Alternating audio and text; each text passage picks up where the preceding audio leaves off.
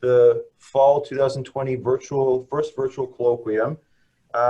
We're going to go in alphabetical order by faculty. So for the students, essentially the faculty are going to give sort of 5-10-ish minute long introductions to their research, and so you can see what's going on in the department research wise, and you can approach faculty that if you find their research interesting. So we have Dr. Mihai Garasi, who's going to do medical physics, Pei-Chun who's going to do strongly correlated electron systems, basically condensed matter physics. Fred Ringwald is going to do astrophysics, astronomy. I'm going to tell you a little bit about theoretical physics, quantum field theory. That's sort of the purview of Dr. Munoz and myself. Then Dr. Vitali is going to tell you about computational physics. He actually also does theoretical physics, more focused on condensed matter, but actually kind of has broad interests, condensed matter, atomic physics, even it seems like astrophysics. So he's going to tell you about that. And then Don Williams said he was going to be here. Now, so he's last in the alphabetical order. So if he shows up, good. And if not, then actually we won't let you go, because actually at the end of this, the SPS chapter, Dan and Soban and May have asked to address the students. So, faculty, you're welcome to stick around after that to hear what the students have to say. But Dan and Soban, you guys, just stick around, and you'll be able to, say something about SPS to the other students. Okay. So without further ado, let me introduce our first speaker, Dr. Mihai Garasi, who runs the medical physics program, and just was awarded tenure and promotion to associate professor. So again, congratulations, Mihai, and take it away. Thank you. So I'll start sharing the slides now. Okay. I hope everybody can see them. So medical physics is a interdisciplinary and multidisciplinary part of science. It has to do a lot with applications to medicine. So you have a lot of clinical applications such as MRI, X-ray, ultrasound. A big chunk of clinical medical physics work in the radiation therapy of cancer. That makes usually about 75% of all clinical physicists. But it also involves a lot of research in different areas. And I have here a bunch of circles with different colors of different areas of medical physics. So again, very, very broad. We also have a class called Physics 155, where we have usually invited guests or past invited guests. This semester I'm all virtual with our class, where we highlight some of the different areas of medical physics. Also, close branch of physics is biophysics, and sometimes there is a bit of overlap. But going back a bit to my research now, a bit more what I'm doing, mostly focus on X-ray fluorescence type research, which is an analytical, non-destructive method that we can measure and detect chemical elements. You can detect pretty much everything above sodium and any metals and any heavy element. I have here a little schematic of this cartoonish Bohr atom with electrons. So what happens if you have a photoelectric absorption? You're going to create a vacancy, and I have here a vacancy in the inner shell, in the K shell. And so that basically means the atom is in an excited state. It tends to go back to the equilibrium state, and it does it through two different processes. One is an electron from an upper shell or subshell can fill this vacancy and emit this characteristic X-ray fluorescence, how it's called Xrf Photon. And this one has a very specific energy. It really depends on the energies of electrons in that particular atom. So based on that, if you measure the energy of that photon and detect that photon, you can basically infer that you can actually detect that element. The other process that's used a bit less is the emission of Auger electrons, which also have very well-defined energies, but being electrons are a bit harder to detect. So in terms of practical applications are a bit more difficult, but they're still used in some surface science and so on. Here on the right, I have a graph of photoelectric interaction, all the actually photon interactions, and you see with the blue curve here is that photoelectric interaction by far dominates all the interactions at energies below 100 or so keV, for especially for lead. This one is for the lead atom, and you can see here the zigzagging curve that basically means that if you are just above the binding energy, you have a jump in the probability, so you have a high probability of interaction, and that's why XRF works. For particular energies, you can excite the atoms with high probability, and you get these XRF photons, and you can detect elements in concentration as low as 1 microgram per gram, or even lower, depending on the exact conditions. This is just a quick overview of my lab. We actually have a 3D video, I think that was done over the summer. We upgraded, we have more on the dosimetry side, so measuring the absorbed energy by X-rays. We purchased ion chamber, which is the way everything is standardized in the clinical or research labs. So it's this device here with number 7. You can come and visit me anytime. I'm in the lab pretty much every day, and you can book an appointment. I can give you a visit of a tour of the lab and what we actually do.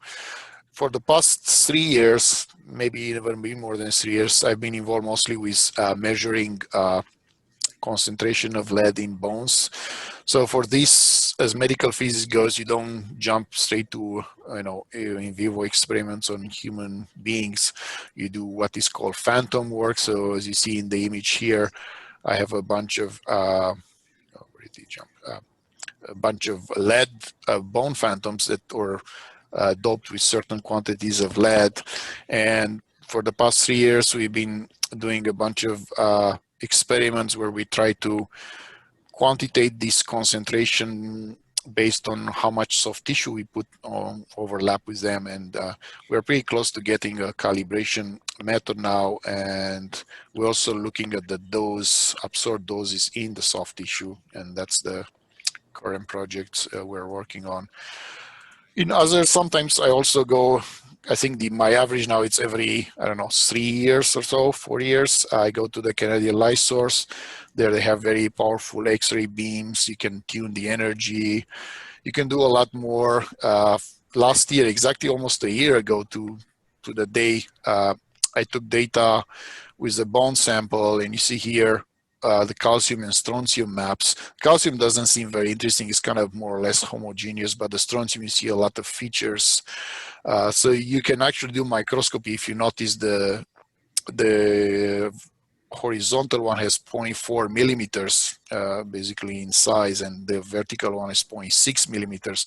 So you can detect things with micron level precision, and you can measure the scope. The larger scope of this project is to actually quantitate, to obtain absolute concentration, which hasn't been done quite before. There is only one paper out. And so, yeah, sometimes I do it from time to time. So just to conclude, I have, I work to almost a dozen students involved in different roles. It's a good experience. If you want to know more, or if you want to be involved, you can come and talk to me, and we can take it from there. So thank you. And I'll pass it to you, Doug, now. Okay, thanks a lot, Mihai. And so let's see if students, let's take maybe one question. If there's a question, we'll at the end of this, we'll actually open up for general questions. But is there anyone who has a question at this point that they want to ask Dr. Garasi? Okay, So think about it. So actually next up is Dr. Pei-Chun Ho. So Pei-Chun, go ahead and load up your slides, and then we'll go from there. Okay. I think I will use the desktop mode. Okay. So I will say, where did it go? Oh, where's my Zoom? Sorry. Okay, share screen. Share that one. Yeah. Okay. Let me. Oh, shoot. Sorry.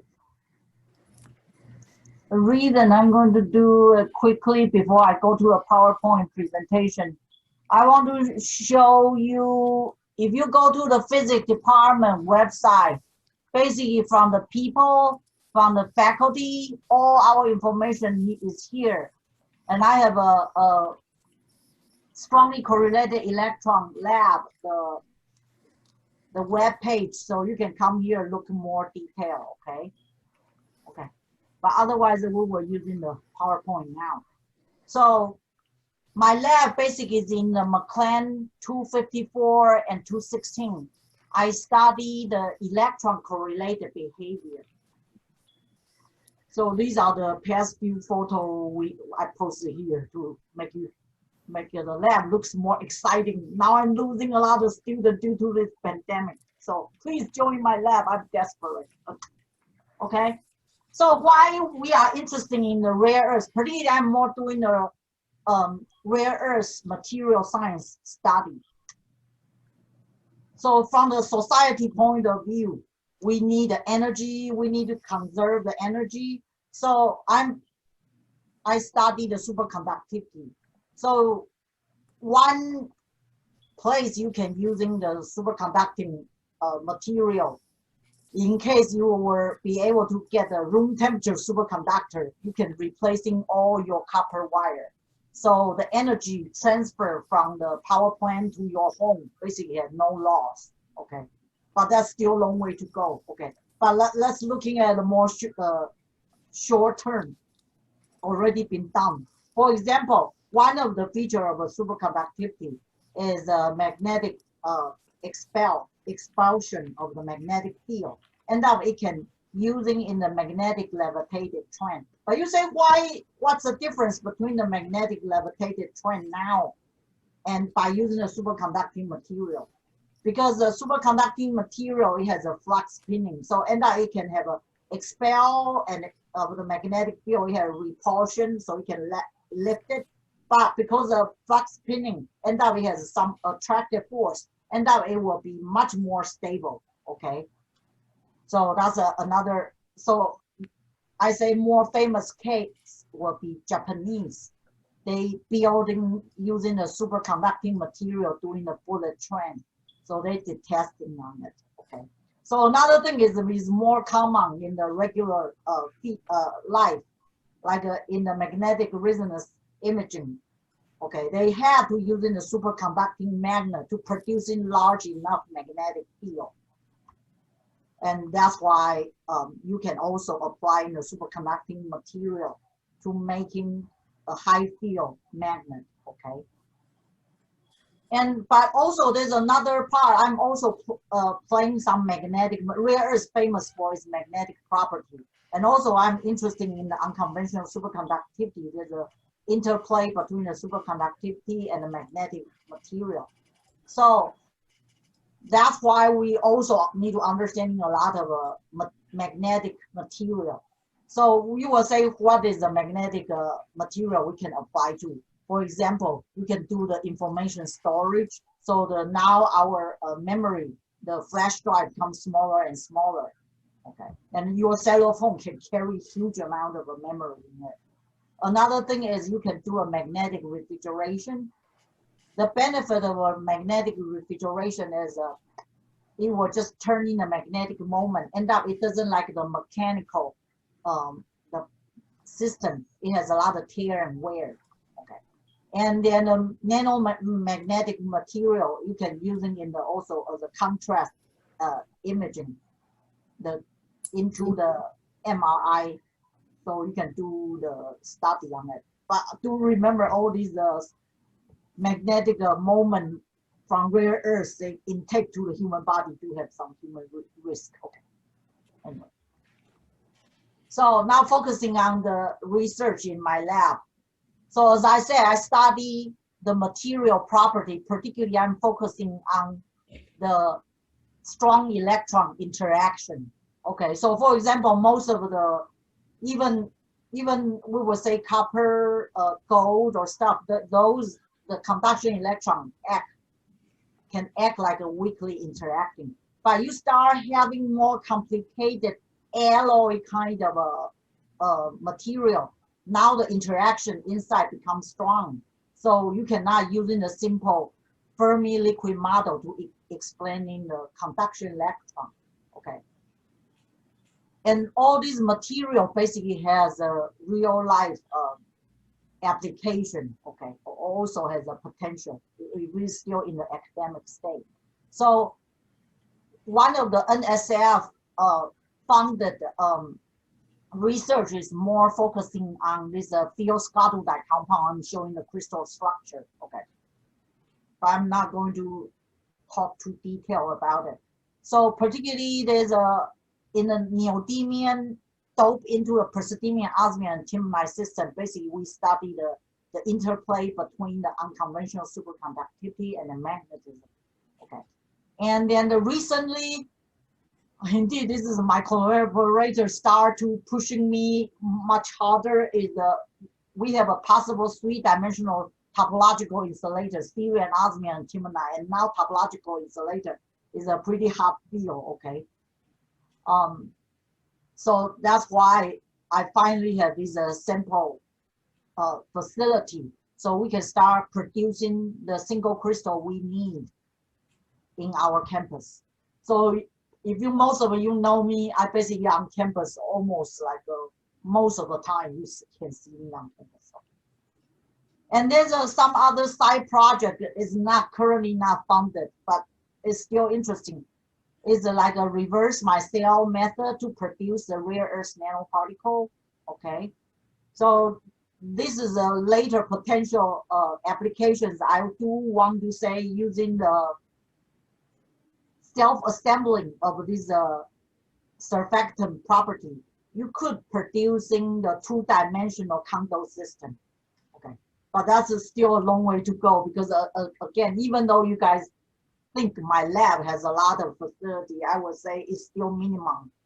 I don't have enough facility to perform a lot of this. That's why I do collaborating a lot of like UC San Diego and National High Magnetic Field, and even sometimes we go to UC Merced. You can use you pay their money, you can use their facility to do some SN study on the material we are interested.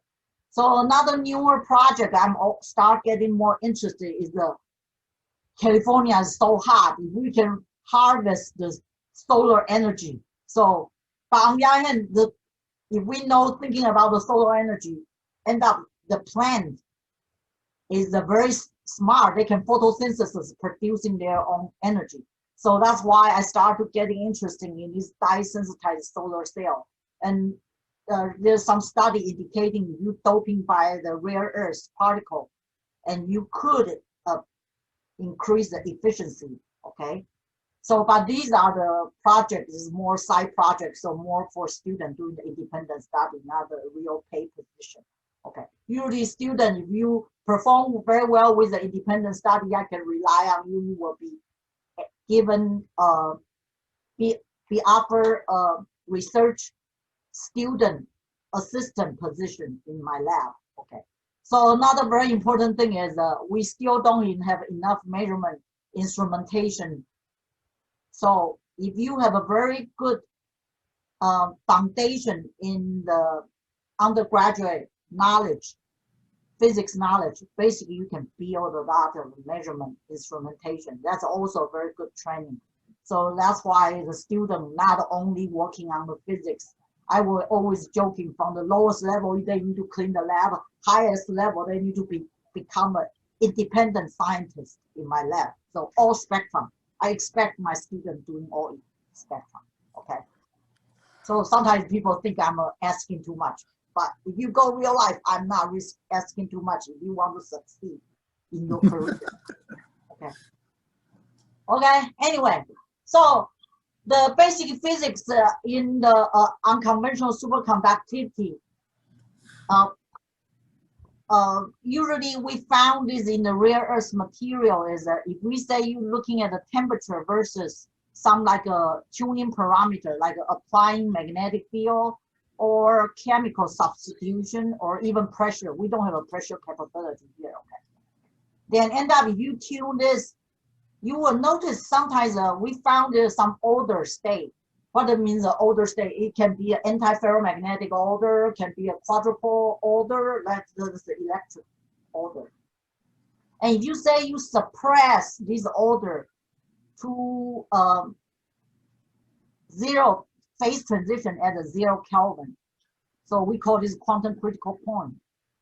Okay, so a lot of times we found there's a non-Fermi liquid behavior. Remember, we say we have a strong electron interaction. So basically, the simple metal explanation of conduction electron Fermi liquid model won't apply. Okay, so in this thing, this is non-Fermi liquid behavior usually will be found near this quantum critical point region. And also, you see the temperature suppressing to 0, close to 0 Kelvin. So that's why another very important essence in my lab is the cryogenic measurement. Okay, you need to operate in the measurement in the cryogenic temperature.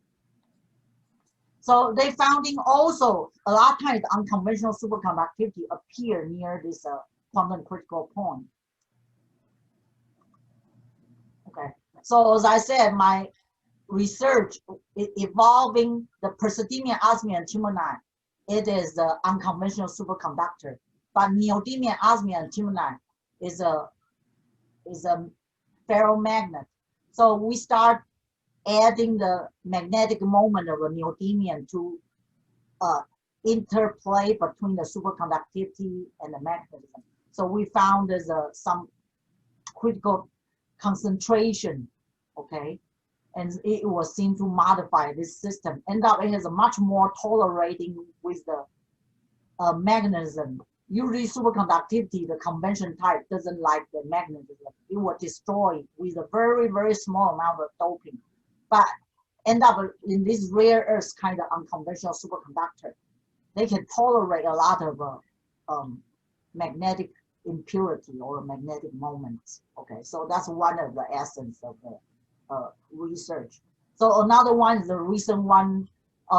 We were talking about the topological insulator, cerium, osmium, antimonide.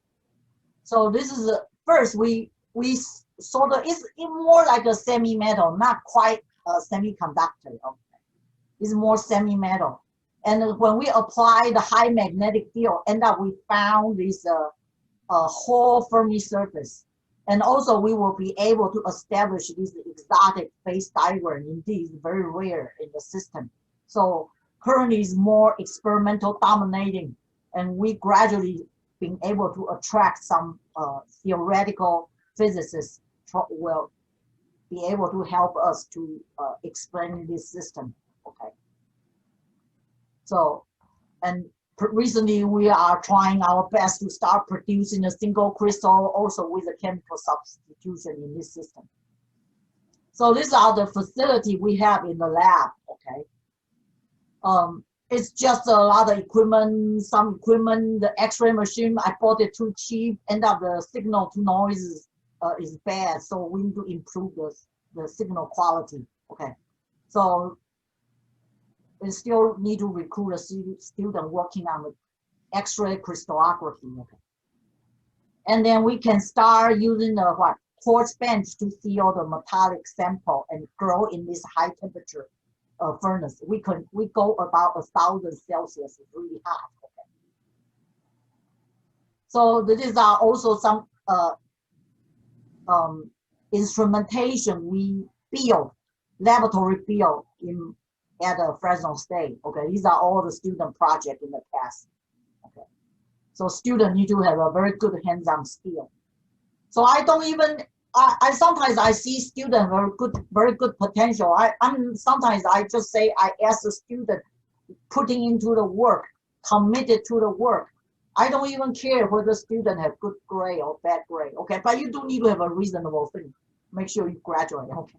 Anyway, but if it's not in my lab, I will whip you really hard to work on everything, okay? Even improve your academic performance.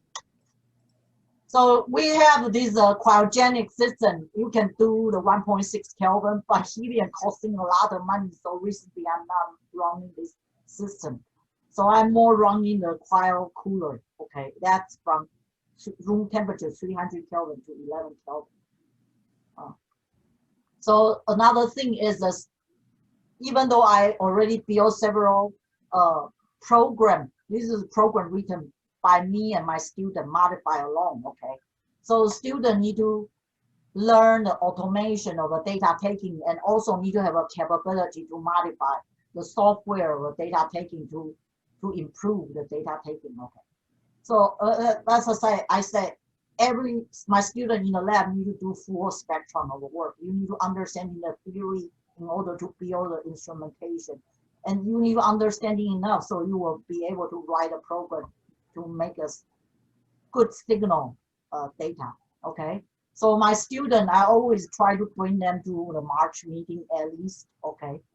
And otherwise, Far West section meeting or the SPS meeting, I also encourage the student to attend, and those are cheaper too. That's definitely one student to attend.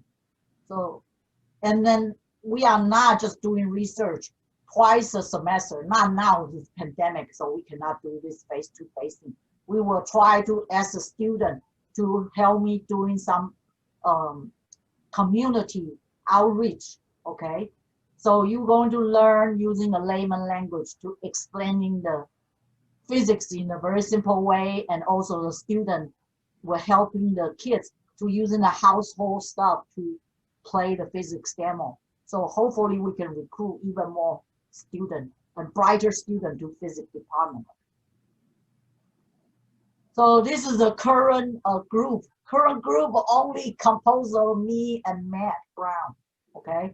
So I'm just say this is the most recent group photo. Like Adriana already graduated last semester, and Anthony, although just joined my semester, my lab one semester, but now even though he didn't continue, but that's the thing we want you to try it out the lab to see whether you enjoy doing the laboratory work. Okay. So now I think he's doing more theoretical stuff now. Okay, but anyway, so welcome to join my group. Okay, if you are interested, please contact me. Okay, I'm done. Okay, thanks, Pei-Chun. And so now, maybe unshare your screen, and students, are there any questions? Does anyone have any questions? So. No. Okay, I mean, Pei-Chun, we'll also give students a chance at the end to, you know, ask questions. So, okay. Okay. All right. So next up in our lineup is the inimitable Dr. Fred Ringwald, who's going to tell us about the astronomy and astrophysics program, many different projects, very interesting stuff. Take it away, Fred. Hello, folks. Fresno State Physics has a vigorous astronomy program with our campus observatory, and no, those are not my students. Our remote observatory. Wait, Fred, I'm sorry to interrupt you, but you need to do a share screen, I think. Hold on. So yeah, go to the bottom of the Zoom. Yeah, perfect. There we go. And but I want to get out of preview mode. There we go. Fresno State Physics has a vigorous astronomy program with our campus observatory, and no, those are not my students. Our remote observatory at a really very nice site, dark sky site in the mountains, 47 miles from campus, that we mainly operate by remote control over the internet, although we can go up there. Our projects with Hubble Space Telescope, other NASA spacecraft, and observatories worldwide. Here's Dave Reynolds at the controls of the 2-meter telescope at Kitt Peak National Observatory in Arizona. Students are welcome to participate in hands-on research on exoplanets, which are planets of other stars, cataclysmic variables, which are stars that show a wide variety of different kinds of astrophysics on human timescales, seconds to minutes to hours to days, so students can get physically consequential observations in just a few nights of observing and publish them in the limited time they have, maybe 1 or 2 semesters.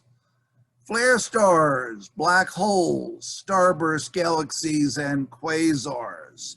And yes, all of these pictures were taken with our humble campus observatory on campus. We can take better ones with a remote observatory in the mountains. Students now involved in research include Kurt Schultz, who is developing observational methods for automated observatories and hopes to have his master's thesis on this finished by the end of the semester. Eric Koken, who is working on accretion disk physics, currently in Physics 290 and planning on finishing his master's thesis at the end of next semester. Elisa Lee, who will be working on accretion in quasars, basically the most energetic things known in the universe. They're big black holes in the middles of galaxies, gobbling large amounts of gas and sometimes whole stars. Doing research in that in Physics 290. Chance Spencer, who has worked on active galactic nuclei, the big black holes in the middles of galaxies, and therefore will be doing a search for essentially eclipsing black holes in binary star systems.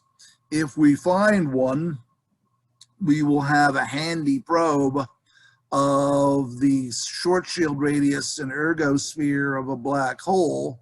If we don't, we'll have a large collection of light curves of these as the X-rays from the black holes blast the facing hemisphere of the stars that they're eating, again, as a Physics 290 project. And Armando Guerrero is here on a Bridge to Doctorate scholarship, doing a search for exoplanets. Those are planets of other stars in superflare stars. Superflare stars are stars like the sun that have big flares 1,000,000 times more powerful than solar flares. The sun could never have done that because it would have sterilized Earth, and funnily enough, we're all still here. The idea being that both Jupiter and Mercury are well known to have magnetic fields, and if you put a planet like that with a magnetic field close to a star like the sun with a magnetic field, you could have the magnetic fields of the star and the planet interact with each other and make these big superflares. So we'll have Armando use light curves from NASA test spacecraft to look for transits from these exoplanets. Data sources include NASA's TESS spacecraft, which was recently launched in 2018, and discovering planets of other stars, left, right, and center. Also the Catalina Real-Time Transit Survey, 3 automated telescopes, 2 in Arizona and 1 in Australia, that survey the entire, well, 80% of the entire sky. And of course, Fresno State Station at SEER mode observatories. I want to have most of the students involved in, for example, Kurt is using data from the Catalina Real-Time Transit Survey. Eric is using observations actually from the amateur astronomers from the American Association of Variable Star Observers. Elisa, I want to get involved with both TESS and the Catalina Real-Time Transit Survey. Chance to be working with TESS and the Catalina Real-Time Transit Survey.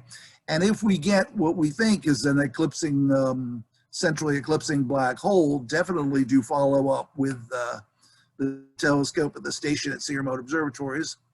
And Armando, with the search for exoplanets in superflare stars, already have a large amount of observations done with the station, but have Armando start with the TESS spacecraft to look for these, the cause of them, the exoplanets from the transits, and maybe also the Catalina Real-Time Transit Survey. and I'm always looking for good students. Astronomy is lots of fun.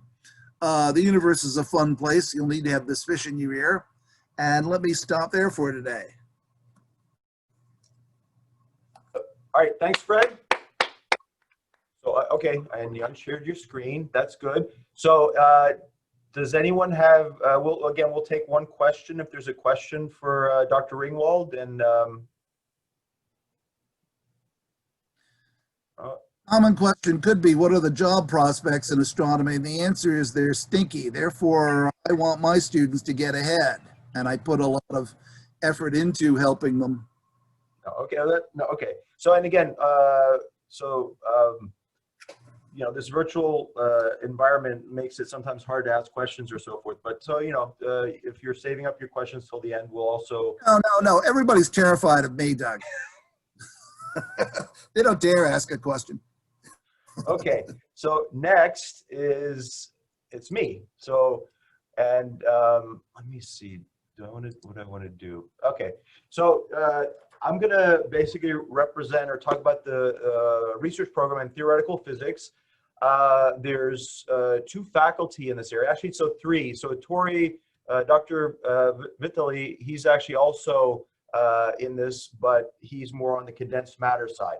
Anyway, so in terms of theoretical physics, there's Dr. Gerardo Munoz, myself. I've given the email addresses up here. So 2 things I want you to take away from this. Basically, we have a strong record of student publications and conference attendances. And again, if you're going to go onto a PhD program, get good grades, do well in the GRE, but also make yourself stand out by having some publications and conference talks.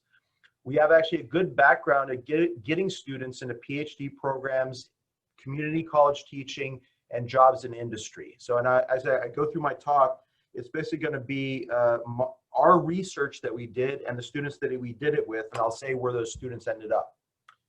Okay, so the research areas that we cover are classical and quantum field theory, 4-dimensional and higher dimensional gravitational physics, and we also dabble a little bit in cosmology. Well, what happened in the early universe, what's happening now in the cosmos, and where is it going?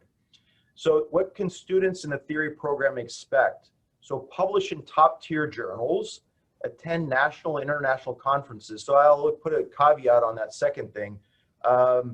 You'll actually, at this point, you can attend local, national, and international conferences virtually. And actually, I attended my first international virtual conference this summer, and it wasn't as good as actually being there. But okay, you deal with what you're dealt. So anyway, we have a good track record of getting students into PhD programs, UCs, U of Wisconsin-Madison, University of British Columbia, UT Austin, or getting industry jobs. Okay, so we cover classical and quantum field theory. So here's some articles by Dr. Munoz. So the first one is on nonlinear electrodynamics and published in Physics Letters B, top-tier journal. And the picture is actually of Gerardo in the middle of the picture, and the tall fellow is actually his graduate student, Dan Tenet, who won the Best Graduate Thesis Award for that year, and actually went on to win the Regional Best Thesis Award. And actually, Dan went on to finish his PhD at UT Austin, did a postdoc at MIT, and now he's back in the area working at Lawrence Livermore Lab, and he's going to be one of our colloquium speakers later on in the semester. Actually, I think the talk right before Thanksgiving. So if you want to see a tall, really smart guy give a talk, November 20th, Dan's going to be here virtually. Gerardo's also done work on classical general relativity and special relativity. Again, here's an article he published with Ivana Pavic, who here is pictured in the center with the research collaborative of mine from the Republic of Georgia. That's Georgia, the country, not the state, and another one of my students, Sylvester. So Ivana is actually currently teaching in a community college in Oklahoma somewhere and doing very well. So basically, this was one of several papers she published with Gerardo, and this is a nice graphic from that picture, or from that. There's a nice graphic from that paper. More recently, Dr. Munoz has been working on quantum corrections to black holes. So here's my picture of a black hole, right? It's in the center. You don't see anything, it's black. Anyway, Gerardo published a paper recently with Jonathan Thompson, pictured here at a graduation dinner receiving an award. And basically they were looking at how quantum effects change the behavior of black holes, okay? So, again, published in a very high impact factor journal, Physical Review D. Jonathan is actually working for Lockheed Martin or AT&T Technical Solutions down somewhere in Santa Barbara. So he got a nice industry job down there and gets to hang out on the beach. Okay, we also do work in what's called brain world physics. So brain is short for membrane. So it's like a membrane, not this kind of brain. But the idea is that you can explain some of the mysteries of physics by assuming that gravity works in a higher number of dimensions, and you can explain things like the cosmological constant problem, the hierarchy problem, various other puzzles. So again, I'm not going into too much detail except to give very broad brush strokes on that. Actually, Gerardo and I wrote a joint paper on this back in 2013 on sort of an alternative 5-dimensional brain world model. So the pictures again are, this is actually Sergio, one of my grad students. This is actually an old picture. This was actually at a conference at Dominguez Hills, and Sergio was giving a talk on this, on the paper that we published here. This is one of the rare moments, if you know Sergio, one of the rare moments you'll see him in a tie. This is Dan Tenet giving a talk at UC Santa Cruz, again at another sort of APS Far West section meeting. And this is a bunch of us getting ready to go to an SPS meeting. So again, the tall one is Dan, and we're about to pile in the van and go on an SPS trip. Okay, so more recently, I've done work on quantum mechanics. I've worked on magnetic charge with Tim Evans. We published this in International Journal of Modern Physics A. Unfortunately, I don't have a picture of Tim. Tim's actually still around. He's teaching at community college. He got a permanent tenure track position at Merced College. And so, yeah, so don't have a picture, but he's around so you can actually see him. In 2019, I did work with a math professor, Michael Bishop, and Eric Aiken, who's actually pictured down here. We worked on the idea of somehow modifying the X and P commutators that are fundamental to quantum mechanics and connecting that with the famous mathematical Riemann hypothesis. Eric is actually also in Santa Barbara, also working for AT&T Solutions, and again is enjoying the life on the beach. This is actually my student Jae Young Lee. We just hot off the presses this year. This paper is again sort of, it was in the direction that was started with this work with Eric. We're looking at modifying the commutators and what effect that has in potentially explaining some quantum gravity effects, and actually published in Physics Letters B, like I said, in 2020. Okay, so I should wrap up because I'm kind of blathering on. So also I do work on cosmology, and these pictures don't have students in them. This is actually in Mexico. This is actually on the main street in Sao Paulo in Brazil. So Dr. Munoz and I, we have a very strong connection with international researchers. And so we bring international researchers here, and we also go visit them, you know, if we can. So, and again, we, you know, cosmology is not one of my main research areas, but I have done some work. And again, the underlying co-authors here are student co-authors. Okay, so that pretty much wraps up what I wanted to say. So this just summarizes again our research areas, what our students can expect. Here's our contact information. Actually, the CSU Fresno will still work, or also mail.fresnostate.edu. That will also work. Now, when I said, are you interested? So email us. So I used to say, email us, phone us, or actually come see us in person. So actually, you can still come see us in person. That's a little bit harder these days than it used to be. But so email us, and if you want to come in and talk in person, we can arrange that. And again, I've thrown up a series of recent papers with Jay, papers with Krish, an Indian collaborator of mine, Gerardo's paper with Jonathan. Okay, so I lied. I'm going to actually take one more minute to let you know the following. There's a APS Far West section meeting, which is going to be virtual this year, unfortunately. It's going to be the 9th and 10th of October. I've already talked to my students about this. If you have any research that you even think you might be interested to present, this is a virtual meeting. It's cheap, it's free to go, and you should definitely think about going and giving a talk. So, and with that, I will end. Oh, and I lied again. So Fred actually told who his current students are, and I should also do that. So my current students are Joy Contreras. I don't know if he's on the Zoom meeting. Jae Young Lee, Michael Dunya, and Raina Morales. And Raina is a Bridges to Doctorate LSAM scholar, and I know Raina is here. So anyway, so I wanted to say I'm looking forward to working with you guys, and with that, I will stop and see if the Far West section meeting. When is the abstract deadline? The abstract deadline is September 14th. September 14th. I was going to say I don't know, but 14. Ooh. I think so. I'm not, just double check, please, but I'm pretty sure. yeah, usually it's about 2 or 3 weeks from the actual meeting. So September 14th sounds right. So thanks, Ettori. But yeah, so it's the 9th and 10th next year, assuming that things work out with the virus and stuff.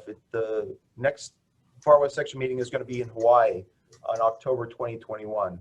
And so hopefully we'll be able to actually go to places in person, and the college will actually reinstitute travel funding for students. So, you know, you should go to the one this year, but also next year, keep that one in mind. So are there any questions for me? Okay, so then I will, Tori, we saved the best for last. So just kidding, the rest of you guys. The best for last, Dr. Ettori Vitali, our newest faculty member and the head of our computational program. So Ettori, take it away. Okay, hi everyone, and welcome to this sort of strange semester. Okay, so I hope you're able to hear me properly and to see my PowerPoint. So as Dr. Singleton mentioned, I am the newest here. I joined faculty in 2018, and I am in charge of establishing a computational physics program here at Fresno State. And I was very lucky to meet already a pretty big group of very talented and motivated students who are listed here, mostly Patrick Kelly. Patrick contacted me even before I came to Fresno. So he's by far my very first student, and I'm very happy to have him in my group. Then Annette Lopez, also one of my very first students. She now found a very good position, a very good PhD position at Brown University, Rhode Island. And Kaylin Dower, very talented undergrad student. Then my newest person in the group, Soban Sayedpur, who is a very enthusiastic and talented new student, and is exploring the mysteries of physics with me. Then Andrea Capasalinas, she just graduated last year, and she's doing research together with me in this period. And Jimmy Gonzalez, he did his thesis with me. He graduated a bit more than 1 year ago, and he got a PhD position at UC Merced.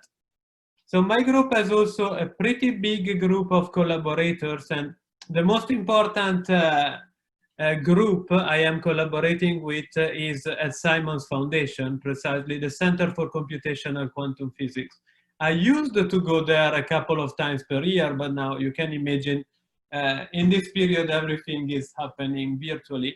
Then I have other collaboration, College of William and Mary, which I am also affiliated to, University of Milan, and other universities. So today I just wanted to give you a very quick introduction to what is computational physics, what is it about? So the idea is that nowadays we could really consider physics as made of 3 branches. Well, of course, somehow the most important, the very first one is experimental physics. And theoretical physics is another big cornerstone in physics, but really nowadays computational physics, and I put it in bold not because it is more important, but because it is my topic. So my apologies to all the colleagues if the bold sounds a little bit provocative. That is just that it is my topic. And the idea of computational physics is exploiting the tremendous development that happened during the last couple of decades in the technologies of the computer. And we are now at the point that the computer is becoming a wonderful tool to just go deeper in understanding the mysteries of physics. And the approach itself is really interdisciplinary, because we can use a computer to address all sorts of things in physics. But certainly, what we need to start our investigation is a very deep understanding of the laws of physics, because we need to explain them to the computer so that the computer can help. We need a very advanced understanding of mathematical problems that appear when we do a scientific investigation. And certainly, we need to become good programmers. And when I say I need to become, I don't mean that students need to already be there to start. This is part of the outcome that the student would enjoy by joining my group. So more precisely, what exactly am I doing? Well, I have several lines of projects which sort of spans a pretty big chunk of physics. And all of these projects are sort of related by the idea that I would like to use a computer like if it were my laboratory. A virtual setting so that physics can happen inside the computer and I can look at it and study it. So what are the physical systems I am targeting? Probably my biggest field is the study of a fermionic system. I don't go deep in this, and I'm studying pairing, superfluidity, and one of my highest interest is what happens in the interior of neutron stars. Then another big topic that I am following very closely in collaboration with people in New York from Simons Foundation are developing new computational models for superconductors. Superconductors are a very big topic nowadays. The search for high temperature superconductors is perhaps in the top 10 of the highest priority of the Department of Energy and a lot of funding institutions. So this is another project that I am involved with. And another project, the last one, which is a little bit more, if you want, it has both a pedagogical component, an educational component, and a research component, is to find the best ways to use a computer to see physics that works. So now, in the right-hand side of the screen, you should see sort of a toy thing. This is a cluster of particles that is being destroyed by collisions. It's also good to catch some sleep if you feel a little bit tired. I find those images pretty relaxing. But so getting advances in visualization could be a good possibility to enhance our understanding of what physics is doing. So, so what are the what happens to a student who would like to join my group? Well, I will do my best to involve the students and to make the student really feel the flavor of all the components of an authentic research project. So we will plan the research together, we will discuss everything, we will design our own computer tools to study the system, like if we were in a laboratory, the laboratory being the computer. Then the student and I will run calculations, run simulations together. Then we analyze the data, we figure out what we learn, and eventually we will communicate the results, giving presentation and writing papers. So what will be the advantage for the student in joining my group? Well, my big purpose is, first of all, make you understand science at a deeper level. But certainly, I will do my best to help you build a very strong CV. And a lot of items that would come out should be very good items for your CV, because you would certainly be able to say that you are a very good programmer, that you have good problem-solving skills, that your data analysis skills are improving and hopefully are getting to a professional level, that you will have gained experience in communicating science, including presentation of papers. And this is the one I really care a lot about, is that your understanding of physics will be one step forward. And with this, we will be the path towards a good PhD, good works in companies, and so on. And rest assured that if you contact me, I would be very happy to do personalized discussions with you. Because if you come to my group, you will not just say what I tell you, but we will try to figure out your what do you really want, what are your best career opportunities, and what can we do together to build something significant for your personal growth. So that's why I will never be able to have too many students, because I would like to really dedicate my maximum amount of time to every student. But everyone is welcome to reach out, and you can reach out to my students. I would be very happy if you communicate with them. And last thing I just wanted to mention is that I am working on a few new classes, and the first 3 that you see here are already running. And those should build the core of my kind of research program. This doesn't mean that if you didn't follow those classes, you're not welcome in my group. You're welcome in my group starting from your very first year as an undergrad, because we have all the tools to make you grow while gaining experience. And then I hope to be able to introduce even new classes in the future, like quantum information science, one of the big deal of the moment, and potentially some biophysics. With that, I thank you for your attention. My apologies if it took maybe too long. I didn't check the time, honestly, so sorry about that. And I hope some of you will have questions now or in the future for me. So welcome, everyone. All right, thanks, Ettori. So now, questions for any of the presenters?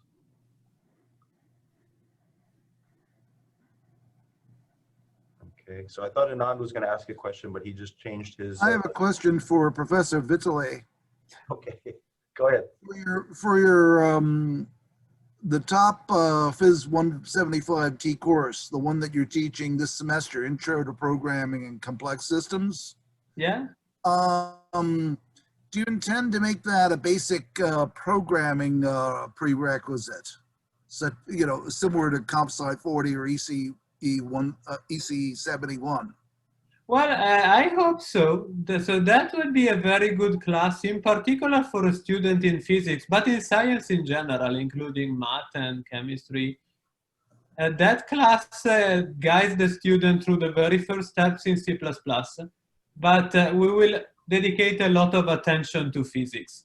We will solve a lot of problems in classical mechanics. We will see the Earth gravitating around the sun as an output of an ab initio C++ code, and many other applications. We will do predator-prey models, SIR models, which nowadays, unfortunately, is becoming more and more famous, and, and so on.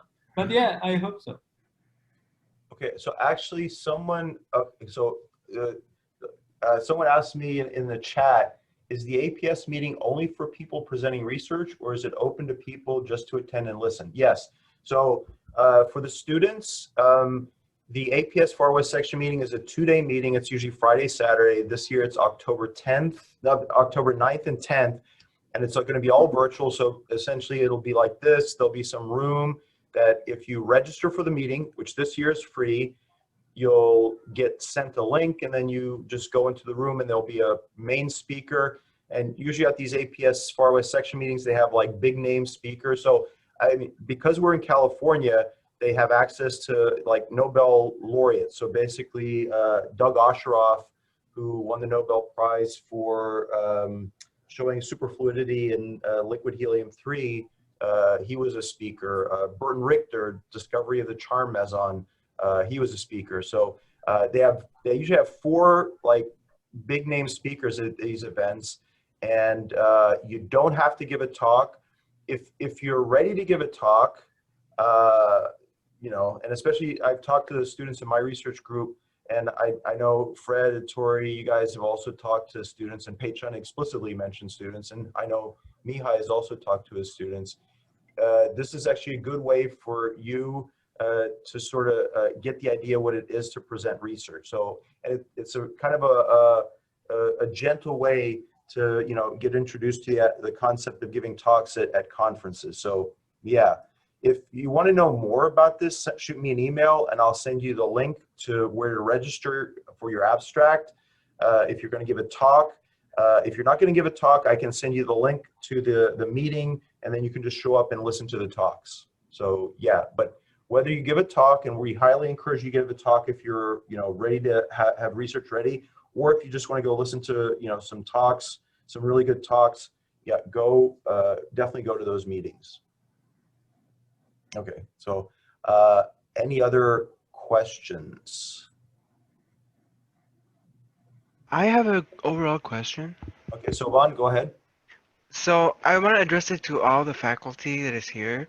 So I noticed, based on, I just started learning basics with Dr. Vitali in computational physics, and based of from Dr. Ho, Dr. Ringwald, and the theoretical physics presentation and research, I noticed like all of them are related. Like obviously they would be. Like there's part that crossover, and I wanted to know if like it is possible to collaborate with different faculties, like in different fields, like combine them any kind of way, anything like that.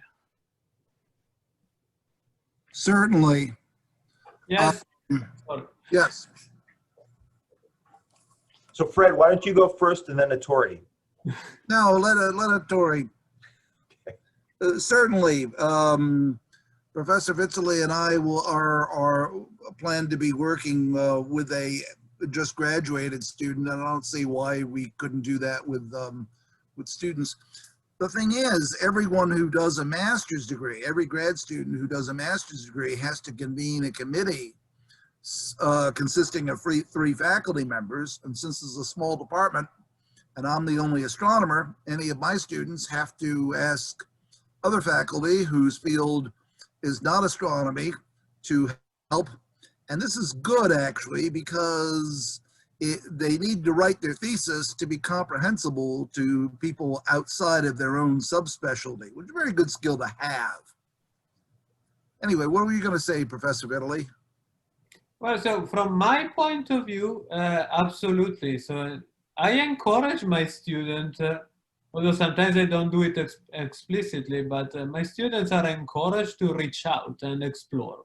Because the purpose of an academic experience is not just to be just with somebody and that's it. So exploring is a big part of what we do.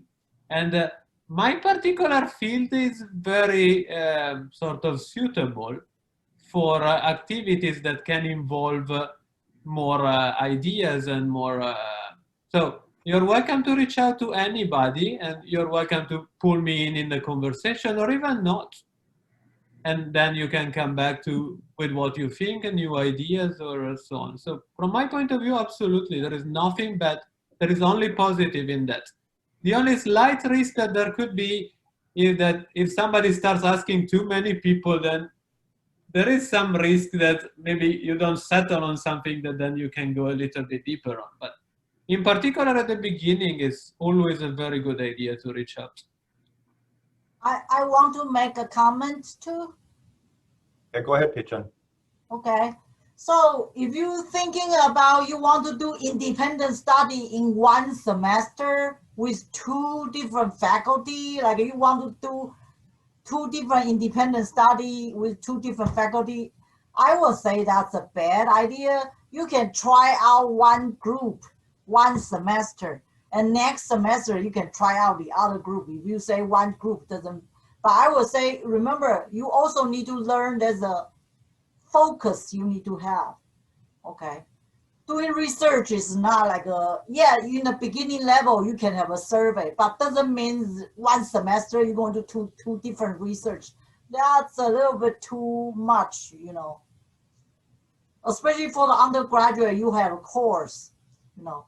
But on the other hand, if you say you do research with certain group, later you change into the other group for the next semester, that's okay, completely okay. So, so sorry, that was me. So Soban, your question was also about cross-disciplinary stuff. So let me sort of take a broad view approach to the whole department. So let's starting with Dr. Ho. She's done work with chemistry faculty on her nanoparticles, and she works with chemists at national labs and other places. So there is that connection. Interdepartmental collaboration. I've written papers, several papers with Dr. Munoz. And also my most recent papers are with the math faculty, Dr. Michael Bishop. So there is interdepartmental collaboration there. Dr. Ringwald is working with Hubert Sekadi in computer science on basically doing artificial intelligence to basically look for certain patterns in the... Oh, there's no intelligence involved, Doug. Okay. Machine learning and astronomy. Actually, the last thing that Dr. Vitali was showing is there's a collaboration potential between him and Dr. Garasi in terms of like curricular stuff, where they're developing, courses that will benefit the medical physics students and so forth.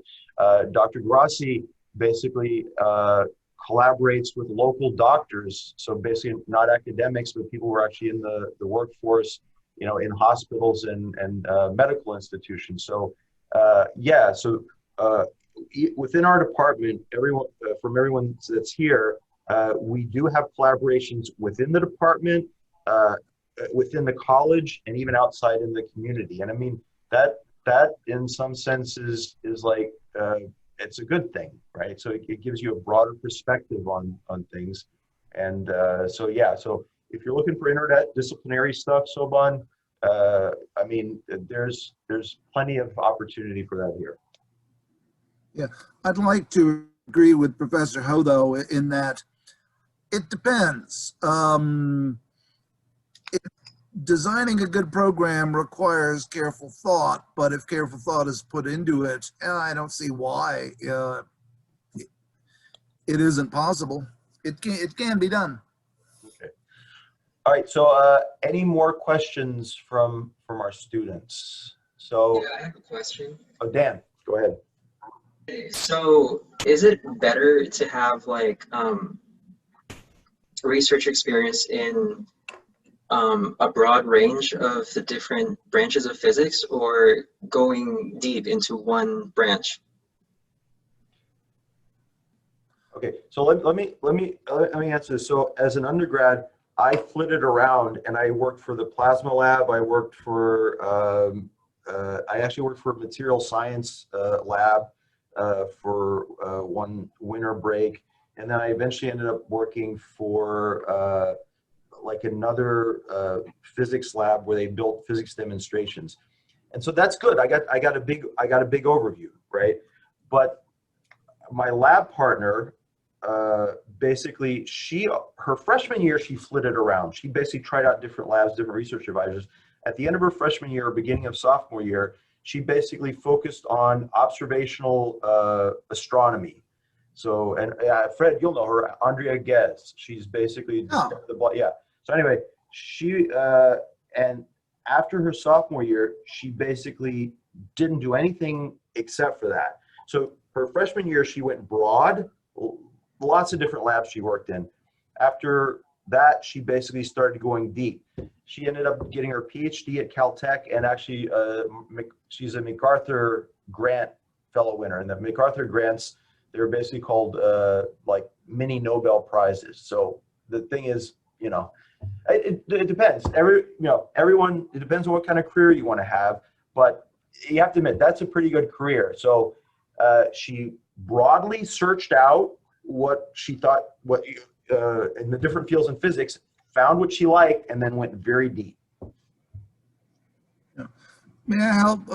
Dan, have you read the book A PhD is Not Enough by Peter Feibelman? There I should have be, not. what'd you say? I have not read that book. Because he discusses this extensively. There should be copies of this book in the undergrad room, McLean 124, and in the grad room, and he talks about this. It's like the issue that we just discussed. It's hard to give a definite answer like in classical mechanics, where there's only one unambiguous answer. Peter Feibelman writes in his book that his first 9 scientific papers that he published were in 8 different fields. What kept him employed was apparently his ability to finish projects. It certainly wasn't his depth in any particular area. So yeah, probably I would agree with Professor Singleton that it is good to look around, to search around early on, but don't take forever to pick a research specialty. Because ultimately, by the time you get into a PhD program, oh, that's all about depth. Yeah. So actually, Anthony, thanks. So Anthony posted something in connection with that. So thanks, Anthony. Okay, so other questions for us? Okay, so you can find emails for all the faculty. So Dr. Ho did a very nice service in that she showed you a place where you could find our emails. You know, especially in these times, that's always a good first line of contact. You know, if you found something that struck a chord with you, it's like, hey, that sounds interesting. Maybe I want to look a little bit more. We're all interested in having research students. So shoot us an email, and then we can begin the discussion. Okay, so if there are no more questions, Soban, I will turn it over to you. I'm going to hang out. Soban, if it's okay with you guys, I'm going to hang out. I'm going to turn my camera off because I'm going to do stuff in my office. But if it's okay with you, I'll listen in. Is that all right? Yeah, totally. It's totally fine. Just want to give an announcement on the activities of club that we're back to online, and we want to keep the club and members active this way as well. So thank you for the opportunity. So we have our first meeting today at 4:30. Yes. So we have our first meeting today at 4:30, and it's more of as serving as purpose of how the physics undergrad room was, just hanging out, talking, and we would give a announcement on future events that we're gonna have. And also one thing that I wanna some of the things that I want to mention is that we are going to create some events such as like a physics Jeopardy, both with our own club, and maybe if the math club is trying to have the math Jeopardy, we can participate in that the way we did last year.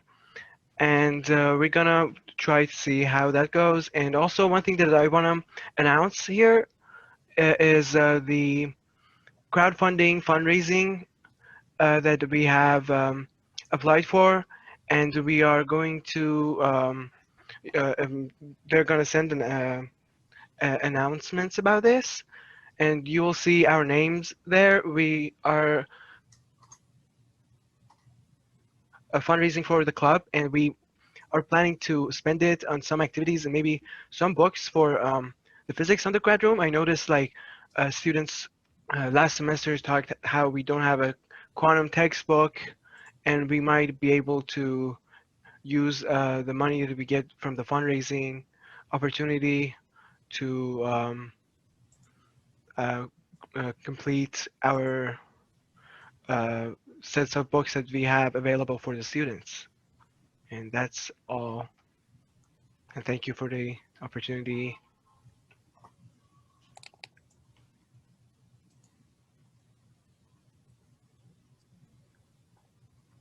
And Soban, was that it? yes, just wanted to announce this. And if any of the students here wish to join the meeting, it's at 4:30. You can tell it here in the chat. We can send it. Yes, we can send the Zoom link here in the chat. And then if you want to address anything, feel free. If not, that was all. And thank you. Okay. All right. Well, if there's nothing else, our next colloquium is going to be September 18th. It's going to be Professor Yizhi Lee from CSU Bakersfield, and she's going to talk about her work in experimental condensed matter physics. So, and I'll send an announcement around about that before it happens. So anyway, have a good weekend, guys, and I will see you later. Bye.